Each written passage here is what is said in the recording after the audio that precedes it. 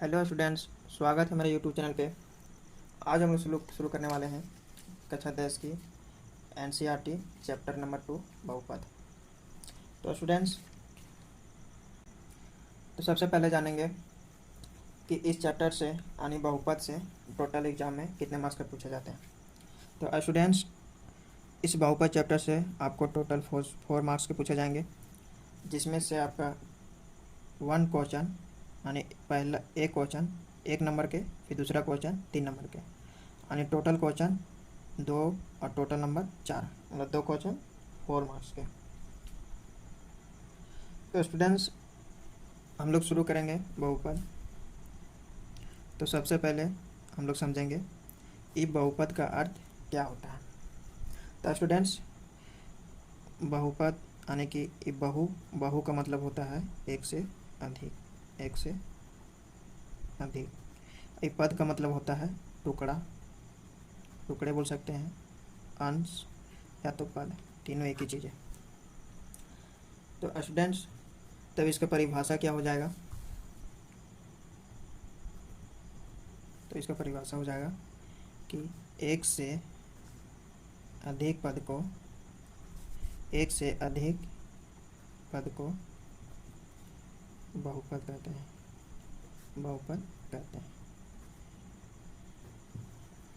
आप समझेंगे students example से। जैसे मान लीजिए 2x + 5, ये क्या है? बहुपद है। इसमें कितना पद है? तो 2 पद है। पहला पद है 2x और दूसरा पद 5। जैसे मान लीजिए 3x - 5, तो इसमें कितना पद है स्टूडेंट्स? 2, पहला पद 3x और दूसरा 5। मान लीजिए 2x² + 4x + 5, तो इसमें कितना पद है स्टूडेंट्स? इसमें 3 पद है। पहला पद क्या है? 2x², दूसरा पद 4x और तीसरा 5। तो स्टूडेंट्स, बहुपद का मतलब समझ गए, जिसमें एक से अधिक पद हो। तो इसमें कितना पद है? 2 पद है, इसमें भी 2 पद है, इसमें 3 पद है, उसी तरह और भी होगा एग्जाम्पल।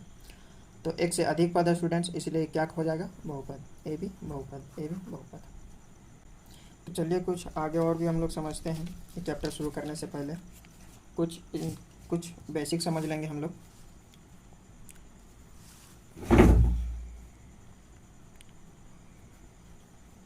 स्टूडेंट्स, क्या है चर? यानी कि इंग्लिश में इसे कहते हैं वेरिएबल। चर किसे कहते हैं? तो ध्यान से समझना है स्टूडेंट्स कि चर किसे कहते हैं। बहुत ही इंपॉर्टेंट चीज़ है। मान लीजिए कि जिनका मान बदलता है। सिंपल लैंग्वेज में समझेंगे, बहुत ही आसान लैंग्वेज में। चर किसे कहते हैं? जिनका मान बदलता है। अब मान क्या बदलता है सो समझिए। जैसे में मान लीजिए x, y, कुछ भी ले लीजिए, m, n, p, q, जितना भी अल्फ़ाबेटिकल है यानी अल्फ़ाबेट है, जितना भी x, y, m, n, p, q, r भी कुछ ढेर सारा, यानी टोटल ए से जेड है, कुछ भी ले सकते हैं। उसे हम लोग क्या कहते हैं? चर, यानी जिसका मान बदलता है, जिसका मान बदलता है। दूसरा क्या है स्टूडेंट? अचर, यानी नॉन वेरिएबल। नॉन, इंग्लिश में से कहते हैं नॉन वेरिएबल। इनका डिफिनेशन हो जाएगा जिनका मान क्या होता है? नहीं बदलता है।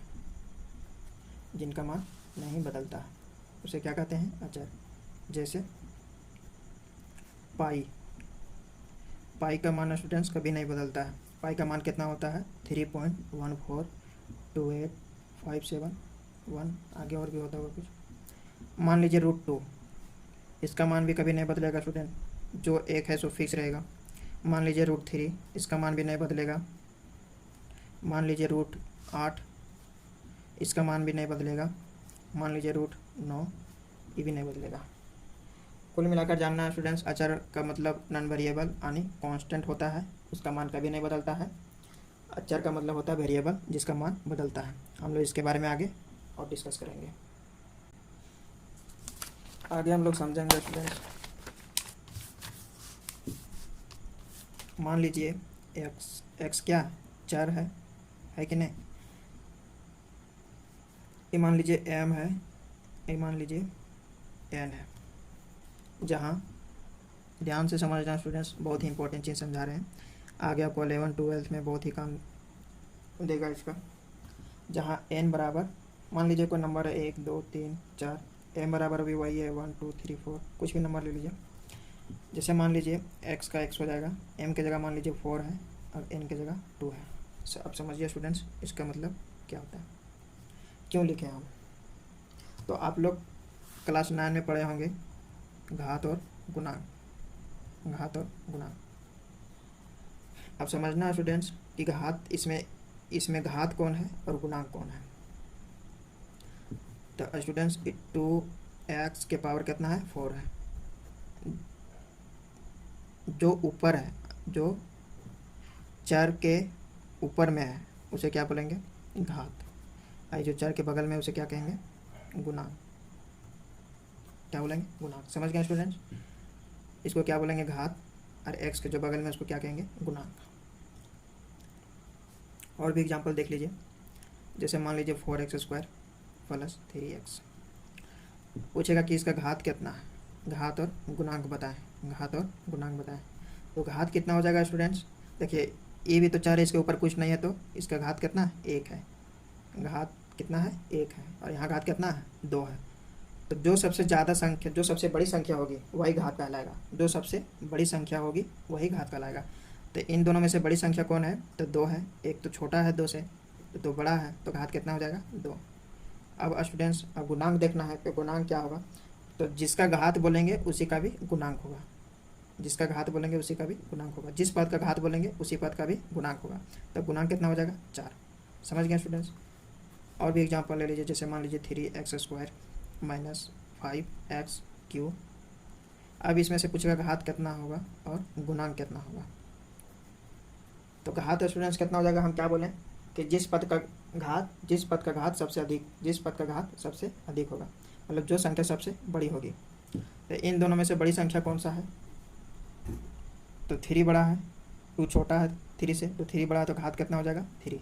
अब गुणांक कितना हो जाएगा 5, 5 के पहले क्या है माइनस है, तो कितना हो जाएगा -5। जैसे मान लीजिए 2x³ प्लस 4 के पावर 5, 4x के पावर 5 माइनस 2x के पावर 6। अब इसमें से स्टूडेंट्स पूछ देंगे कि घात और गुणांक बताएं। तो हम क्या बोलें कि जिस पद का घात सबसे बड़ी होगी, मतलब सबसे बड़ी संख्या जो होगी, तो इन तीनों में से सबसे बड़ी संख्या कौन है, इसका घात कितना 3, इसका घात 5, इसका घात कितना 6 है, तो सबसे बड़ी कौन सा है, तो ये 6 है, तो घात कितना हो जाएगा 6। अब जिस पद का घात बोलेंगे उसी पद का गुणांक भी होगा, तो यहाँ गुणांक कितना हो जाएगा स्टूडेंट्स -2। समझ गए घात और गुणांक। अब हम लोग समझेंगे एक चर किसे कहते हैं, एक चर किसे कहते हैं, एक चर। चर का मतलब स्टूडेंट्स बताएं कि चर किसे कहते हैं। यहाँ पूछ रहा है कि एक चर किसे कहते हैं। तो स्टूडेंट्स समझिए, जैसे मान लीजिए 2x + 4 है, 2x + 4 है, तो इसमें चर कितना है, चर हम क्या बोलें x y z कुछ भी हो सकता है, अल्फ़ाबेट ए से लेकर के जेड तक कुछ भी हो सकता है, जो बदलते रहता है उसे क्या कहते हैं चर। तो इसमें से चर कितना है, तो देखिए सिर्फ यहाँ x है, और कहीं x है और कहीं नहीं है, यहाँ 2x है, यहाँ तो सिर्फ 4 है। तो किसका एग्जाम्पल है स्टूडेंट्स, एक चर का।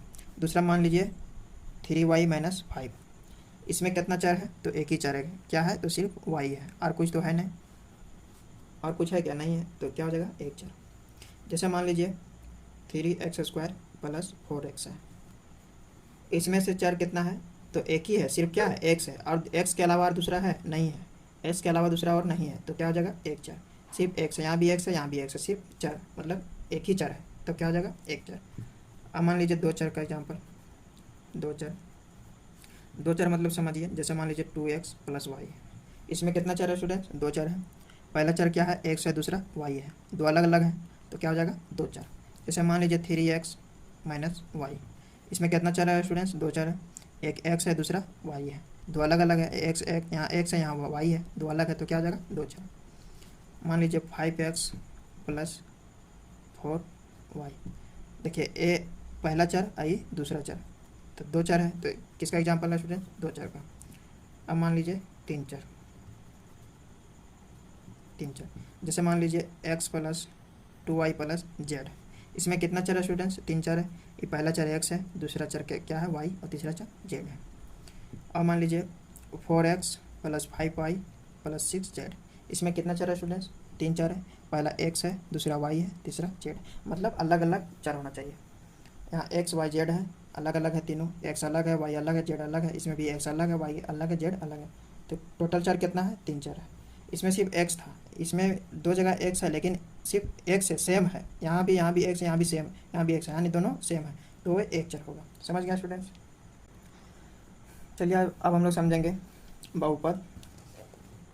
देखिए, इसमें हम लोग को पढ़ना है रैखिक बहुपद, दूसरा द्विघात बहुपद, और तीसरा क्या है? त्रिघात।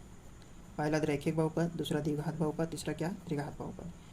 जो कि एग्जाम में पूछा तो नहीं जाता है स्टूडेंट्स, आज तक नहीं पूछा त्रिघात, रैखिक और द्विघात, ये हमेशा पूछा जाता है एग्जाम में। तो चलिए इसके बारे में डिस्कस करते हैं।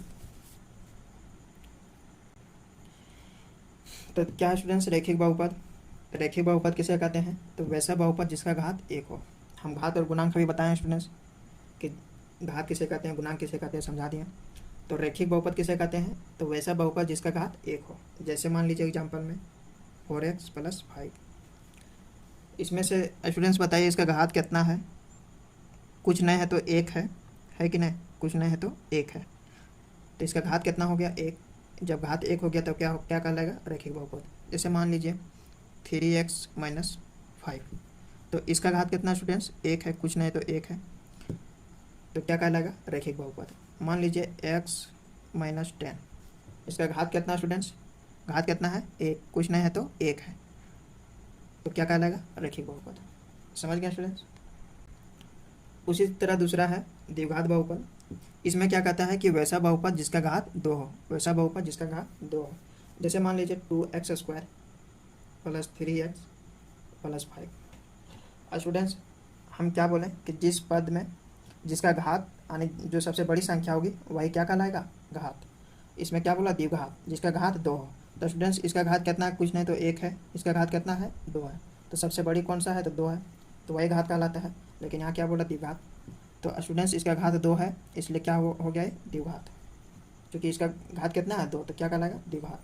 जैसे मान लीजिए 3x² प्लस 5x माइनस 2, ये भी क्या कहलाएगा? द्विघात। क्यों? क्योंकि इसका घात कितना है? 2 है, तो क्या कहलाएगा? द्विघात। अब समझेंगे हम लोग त्रिघात। त्रिघात बहुपद किसे कहते हैं? तो वैसा बहुपद जिसका घात कितना हो? 3 हो। जैसे मान लीजिए 3x³ minus 2x² plus x minus 2, कुछ भी ले लीजिए। इसमें सबसे ज़्यादा घात वाली कौन सा है? तो 3 है, तो क्या कहलाएगा? त्रिघात। इसका घात कितना है? 3। इसका घात कितना? 2। इसका घात कितना है? कुछ नहीं तो 1 है। सबसे बड़ी कौन सा है? 3 है, तो वही घात कहलाएगा। तो त्रिघात का ही एग्जाम्पल हो गया, जिसका घात कितना हो? 3 हो, तो क्या कहलाएगा? त्रिघात। समझ गया स्टूडेंट्स? इसका समीकरण हो जाता है students ax plus by plus c। रैखिक बहुपद का समीकरण है। और द्विघात बहुपद का समीकरण हो जाएगा ax² plus bx plus c। ये क्या है? रैखिक द्विघात बहुपद का। और त्रिघात का क्या हो जाएगा? ax³ plus bx² plus cx plus d। क्या हो जाएगा? त्रिघात बहुपद का समीकरण।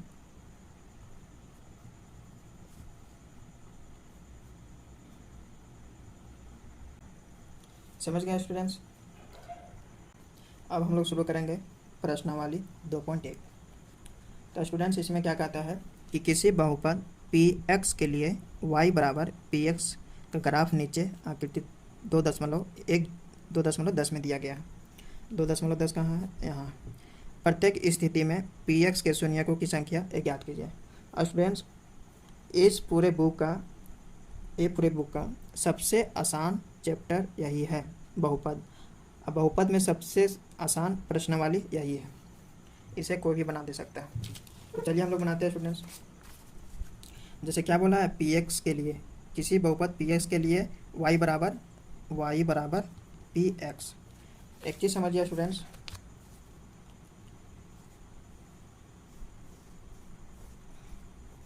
इसको बोलते हैं x अक्ष, इंग्लिश में कहते हैं एक्स एक्सिस, इसको कहते हैं वाई अक्ष। इधर एक्स है, इधर एक्स डैश है, इधर वाई है तो इधर वाई डैश है। इसको हम डिटेल से समझाएंगे जब चैप्टर हम लोग इसके ये वाला चैप्टर जब चालू करेंगे हम लोग, जब हम लोग निर्देशांक ज्यामिति पढ़ेंगे तो हम लोग डिटेल से पढ़ेंगे इसके बारे में। आप इतना समझ लीजिए कि इसको एक्स एक्सिस बोलते हैं, इसको वाई एक्सिस, जो खड़ा रहता है उसको वाई और जो सोया रहता है उसको क्या कहते हैं एक्स। बीच में क्या होता है मूल बिंदु यानी जीरो।